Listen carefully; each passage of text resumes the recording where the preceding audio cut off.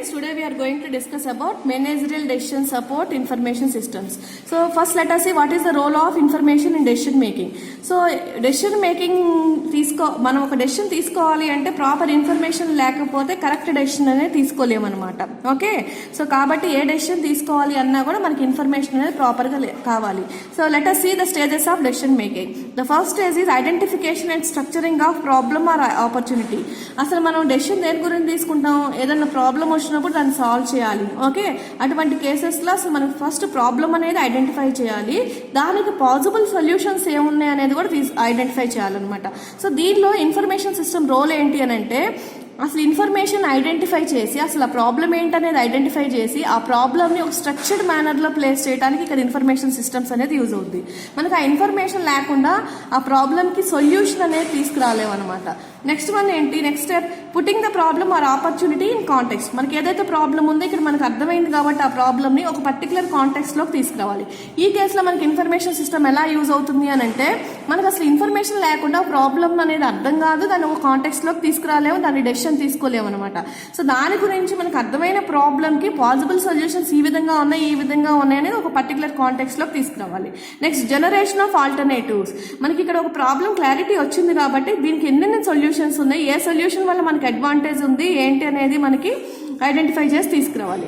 So ఇక్కడ ఏంటంటే దీన్ని ఈ విధంగా మనకి ఇన్ఫర్మేషన్ సిస్టంలో ఉన్న ఇన్ఫర్మేషన్ని యూజ్ చేసుకొని దీనికి ఆల్టర్నేటివ్ సొల్యూషన్స్ని డెవలప్ చేయడం వల్ల ప్రాపర్ డెసిషన్ అనేది మనకి జనరేట్ అవుతుంది అనమాట.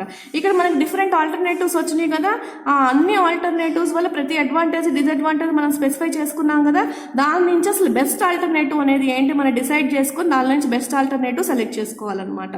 సో ఇక్కడ ఏ విధంగా యూజ్ చేస్తుంది, ఈ ఆల్టర్నేటివ్ సెలెక్ట్ చేసుకోవడంలో మనకి తక్కువ రిసోర్సెస్ వాడుకునేటట్టు ఎక్కువ బెనిఫిట్స్ వచ్చేటట్టు మనకి ఇన్ఫర్మేషన్ సిస్టమ్ అనేది హెల్ప్ చేస్తుంది అనమాట. సో మనకి అసలు ఇన్ఫర్మేషన్ ఉండటం వల్లే మనకి ప్రాపర్ డెసిషన్స్ అనేది తీసుకుంటున్నాం. ఏ డెసిషన్ కావాలి అన్నా కూడా మనకి ఇన్ఫర్మేషన్ అనేది కావాలి అనమాట. సో లెట్ us టేక్ ఒక సింపుల్ డెసిషన్ లైక్ ఒక డ్రైవర్ ఏం చేస్తున్నాడు, ఇక్కడ బ్రేక్ మీద ఎప్పుడు ప్లేస్ చేయాలి, లెగ్ అనేది బ్రేక్ మీద ఎప్పుడు పెట్టాలి అనేది ఒక వెహికల్ స్టాప్ చేయడానికి ఒక చిన్న చైల్డ్ అనేది రోడ్ క్రాస్ చేస్తుంది అనమాట. చైల్డ్ మిడిల్ ఆఫ్ ద రోడ్లో ఉంది. ఓకే, ఉన్నప్పుడు ఎటువంటి టైంలో బ్రేక్ అనేది ప్రెస్ చేస్తే మనం ఆ చైల్డ్ని సేవ్ చేయగలుగుతాం అనే ఇన్ఫర్మేషన్ తీసుకోవాలి. సో దానికోసం ఏంటి, మనకి బ్రెయిన్ లోపల లాట్ ఆఫ్ ప్రాసెసింగ్ అనేది జరుగుతుంది అనమాట. సో చైల్డ్ దగ్గరికి రాగానే బ్రేక్ అయితే మనం సేవ్ చేయగలమా, లేకపోతే దూరంగా ఉన్నప్పుడు బ్రేక్ వేస్తే సేవ్ చేయగలమా, ఇట్లాంటిది ఎక్కువ మనకి బ్రెయిన్ లోపల ప్రాసెస్ అయ్యి కరెక్ట్ టైంకి కరెక్ట్ డెసిషన్ తీసుకుంటారనమాట. సో ఇక్కడ ఏంటి, ఈ ఇన్ఫర్మేషన్ గురించి మనకు ఫస్ట్ ఈ ప్రాబ్లం గురించి మనకు ఫస్ట్ ఇన్ఫర్మేషన్ వస్తుంది. ఆ ఇన్ఫర్మేషన్ నుంచి పర్టికులర్ స్ట్రక్చర్లో ప్లేస్ చేసిన తర్వాత దాన్ని మనం సొల్యూషన్స్ తీసుకుంటాం అనమాట. Okay, child middle of the రోడ్లో నుంచి క్రాస్ అయిపోతున్నాడు అని అనుకున్నాం అనుకోండి, ఎడ్జ్లోకి వెళ్ళిపోయాడు. ఎడ్జ్లోకి వెళ్ళినప్పుడు మనకు అసలు ఆ డ్రైవర్ స్లో అయిపోతే సరిపోతుంది, బ్రేక్ వేయాల్సిన నెసెసిటీ ఉండదు. అట్లే కాకుండా చైల్డ్ మిడిల్ ఆఫ్ ద రోడ్లో స్ట్రక్ అయ్యాడు. అటువంటి కేసెస్లో ఈ డ్రైవర్ అనేవాడు బ్రేక్ వేసినా సరే బ్రేక్ అయిపోతే ఏమవుతుంది, ఆ చైల్డ్కి తగులుతుంది. అటువంటి కేసెస్లో కంపల్సరీ బ్రేక్ వేయాలి కానీ స్లో చేయకూడదు. సో ఈ విధంగా ఏంటి, ఒక్కొక్క సిచ్యువేషన్ బట్టి ఒక్కొక్క సొల్యూషన్ ఉంటుంది. ఆ సిచ్యువేషన్కి మల్టిపుల్ సొల్యూషన్స్ ఐడెంటిఫై చేసి బెస్ట్ సొల్యూషన్ అనేది ఫైండ్ అవుట్ చేయాలి.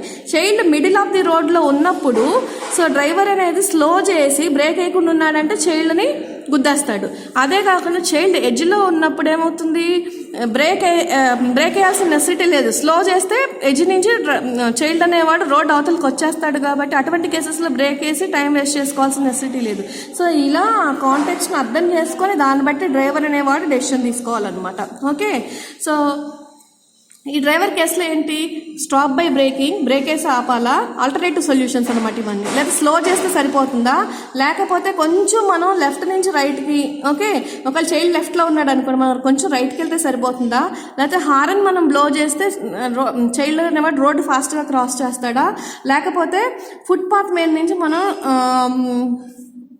Vehicle on the footpath and out of the road to avoid collision. Okay, so అటుపక్కకి పూర్తిగా వెళ్ళిపోతే మనం చైల్డ్ని గుద్దకుండా సేవ్ చేస్తాము. ఇవన్నీ పాసిబుల్ సొల్యూషన్స్. ఈ పాసిబుల్ సొల్యూషన్స్ అన్నింటిలో బెస్ట్ సొల్యూషన్ ఏంటి అనేది ఆ సిచ్యువేషన్ ప్రకారం అనలైజ్ చేసి ఆ చైల్డ్ అనేవాడు ఆ రోడ్లో ఏ ప్లేస్లో ఉన్నాడో ఆ సిచ్యువేషన్ ప్రకారం అనలైజ్ చేసి దానికి మనం ప్రాపర్ సొల్యూషన్ అనేది సెలెక్ట్ చేసుకుంటాం అనమాట. ఓకే. సో ఈ డెసిషన్ మేకింగ్ అనేది మేనేజర్స్ టాస్క్లో ఇంపార్టెంట్ రోల్ ప్లే అవుతుంది. Okay, so good quality decisions అనేది తీసుకోవడానికి మేనేజర్స్కి డెసిషన్ మేకింగ్ అనేది హెల్ప్ఫుల్ అవుతుంది అనమాట. Okay, let us see what are the different types of the decisions. Decisions అనేది different ways లో 3 categories గా డివైడ్ అయినాయి. First one is strategic planning decisions, next one is management control decision, third one is operational control decision. So strategic planning decisions ఏంటి అంటే ఇది high level managers తీసుకుంటారనమాట. అంటే organisation మనం 1 yearలో ఏ లెవెల్కి తీసుకెళ్ళాలి, లేకపోతే 5 yearsలో ఏ లెవెల్కి తీసుకెళ్ళాలి, ఇట్లాంటి డెసిషన్స్ స్ట్రాటజిక్ మేనేజర్స్ తీసుకుంటారనమాట. వీళ్ళందరూ హై లెవెల్ సిఈఓస్ కానీ వైస్ ప్రెసిడెంట్స్ కానీ వీళ్ళందరూ ఏ ప్రకారం తీసుకుంటారు డెసిషన్స్, ఈ మేనేజ్మెంట్ లెవెల్ పీపుల్ ఇచ్చే ఇన్ఫర్మేషన్ బేస్ మీద ఈ స్ట్రాటజిక్ లెవెల్ పీపుల్ అనేది డెసిషన్స్ తీసుకొని వాళ్ళు ప్లాన్ అనేది ప్రిపేర్ చేసుకుంటారు. సో టాప్ లెవెల్ మేనేజర్స్కి యూజ్ అయ్యే డెసిషన్స్ స్ట్రాటజిక్ ప్లానింగ్ డెసిషన్స్ అంటాం. Next management control decisions. వీళ్ళు ఏ విధంగా డెసిషన్స్ తీసుకుంటారు అంటే ఆపరేషనల్ కంట్రోల్ పీపుల్ ఇచ్చే ఇన్ఫర్మేషన్ బేసిస్ మీద మేనేజ్మెంట్ కంట్రోల్ పీపుల్ డెసిషన్ తీసుకుంటారు. అంటే మనకి ఇంకా ఎంత రిసోర్సెస్ కావాల్సి వస్తుంది, ఇంకా ఎంత ప్రొడక్టివిటీ చేయాలి, ఇవన్నీ కూడా మేనేజ్మెంట్ పీపుల్ తీసుకుంటారు. ఈ ఆర్గనైజేషన్ స్ట్రాటజీ రీచ్ అవ్వాలి అంటే ఏ విధంగా మనం ప్రొడక్టివిటీ పెంచుకోవాలి, ఇది ఎవరు తీసుకుంటారు, మిడిల్ లెవెల్ మేనేజర్స్ తీసుకుంటారు. నెక్స్ట్ ఆపరేషనల్ కంట్రోల్ డెసిషన్ వచ్చేటప్పటికి లో లెవెల్ పీపుల్ తీసుకుంటారు, లో లెవెల్ మేనేజర్స్ తీసుకుంటారు. అంటే daily day to day activities, ఈ రోజు ఎంత ప్రొడక్షన్ చేయాలి, సో లేదా ఈ రోజు మనం ఎన్ని రిసోర్సెస్ యూజ్ చేయాలి, ఇవన్నీ కూడా మనం బాటమ్ లెవెల్ మేనేజర్స్ తీసుకుంటారు. 3 types of decisions. Strategic planning decisions top level managers తీసుకుంటారు, మేనేజ్మెంట్ కంట్రోల్ డెసిషన్స్ వచ్చి మిడిల్ లెవెల్ మేనేజర్స్ తీసుకుంటారు, ఆపరేషనల్ కంట్రోల్ డెసిషన్స్ వచ్చేటప్పటికి లో లెవెల్ మేనేజర్స్ తీసుకుంటారు. సో సింపుల్ ఒక కాలేజ్ ప్రకారం ఎక్స్ప్లెయిన్ చేయాలి అని అంటే ఈ స్ట్రాటజిక్ ప్లానింగ్ డెసిషన్స్ తీసుకునేది చైర్మన్స్ డైరెక్టర్స్ వీళ్ళు తీసుకుంటారు, ఈ మేనేజ్మెంట్ కంట్రోల్ డెసిషన్స్ తీసుకునేది హెచ్ఓడీస్ వీళ్ళు తీసుకుంటారు, ఈ ఆపరేషనల్ కంట్రోల్ డెసిషన్స్ తీసుకునేది టీచర్స్ ఈ రోజు ఎంత సిలబస్ కంప్లీట్ చేయాలి ఏంటి ఆ విధంగా డెసిషన్స్ తీసుకుంటారు అనమాట. Next, so let us see the strategic advantage of this information system planning. So strategic advantage మనం హై లెవెల్ మేనేజర్స్ తీసుకుంటారని చెప్పాము. దేనికోసం తీసుకుంటారు వాళ్ళు, లాంగ్ టర్మ్ గోల్స్ అచీవ్ చేయడం కోసం. సో హై లెవెల్ మేనేజర్స్కి ఎప్పుడు ఈ రోజు ఏం జరిగింది అనేది అనవసరం. సో మనం ఆర్గనైజేషన్ ఫ్యూచర్లో ఏ లెవెల్కి తీసుకెళ్ళాలి, 1 yearలో ఏ లెవెల్కి తీసుకెళ్ళాలి, లేకపోతే 3 yearsలో ఏ లెవెల్కి తీసుకెళ్ళాలి అనేది వాళ్ళు డిటర్మైన్ చేస్తారు. సో లాంగ్ టర్మ్ గోల్స్ కోసం ఈ స్ట్రాటజిక్ మేనేజర్స్ అనేవాళ్ళు డెసిషన్ తీసుకుంటారనమాట. సో అసలు మనకి ఎన్ని రిసోర్సెస్ ఉన్నాయి, ఇంకా ఎన్ని రిసోర్సెస్ కావాల్సి వస్తుంది ఏంటి, ఇవన్నీ కూడా ప్రాపర్ ప్లాన్ చేసుకొని కావాల్సిన రిసోర్సెస్ మిడిల్ లెవెల్ మేనేజర్స్కి ప్రాపర్ టైంలో అలొకేట్ చేసి సో ఆర్గనైజేషన్ యొక్క గోల్స్ అనేది అచీవ్ అయ్యేటట్టు చూసుకుంటారనమాట వీళ్ళు. Okay, so next what are the types of the systems. So ఇక్కడ అసలు ఈ strategic level, management level, operational level అని చెప్పుకున్నాం మనం. ఈ స్ట్రాటజిక్ లెవెల్ అంతా high level managers. For example 5 years sales trend ఎలా ఉండాలి, లేకపోతే 5 years ఫోర్కాస్టింగ్ ఎలా ఉంటుంది, ఆపరేషన్ ప్లాన్ ఎలా ఉంటుంది, ఈ 5 yearsలో మనకు రావాల్సిన ప్రాఫిట్ ఏంటి, ఇవన్నీ కూడా మనకు స్ట్రాటజిక్ లెవెల్లో తీసుకుంటాం. నెక్స్ట్ వచ్చేటప్పటికి ఇక్కడ వర్క్ చేసేది మనకి ఎగ్జిక్యూటివ్ సపోర్ట్ సిస్టమ్ అనేది వర్క్ చేస్తుంది. నెక్స్ట్ మనకి మేనేజ్మెంట్ లెవెల్ సిస్టమ్. ఈ మేనేజ్మెంట్ లెవెల్ సిస్టమ్లో ఎటువంటి టైప్ ఆఫ్ డెసిషన్స్ తీసుకుంటారు, మిడిల్ లెవెల్ మేనేజర్స్ యూజ్ చేస్తారు ఇది.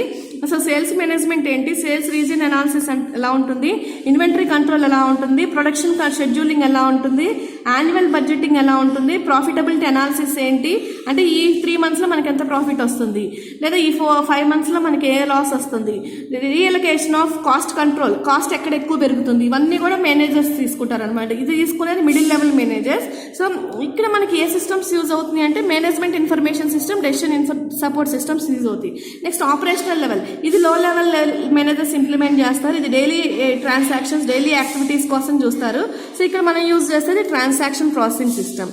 సో 3 levelsలో మనం 3 different types of the systems use చేస్తాం. స్ట్రాటజిక్ లెవెల్లో వచ్చేటప్పటికి ఎగ్జిక్యూటివ్ సపోర్ట్ సిస్టమ్ యూజ్ చేస్తాం. మేనేజ్మెంట్ లెవెల్ సిస్టమ్స్ వచ్చేటప్పటికి management information system and decision support system use చేస్తాం. నెక్స్ట్ ఆపరేషన్ లెవెల్ సిస్టమ్ వచ్చేటప్పటికి ట్రాన్సాక్షన్ ప్రాసెసింగ్ సిస్టమ్ అనేది మనం యూజ్ చేస్తాం అనమాట.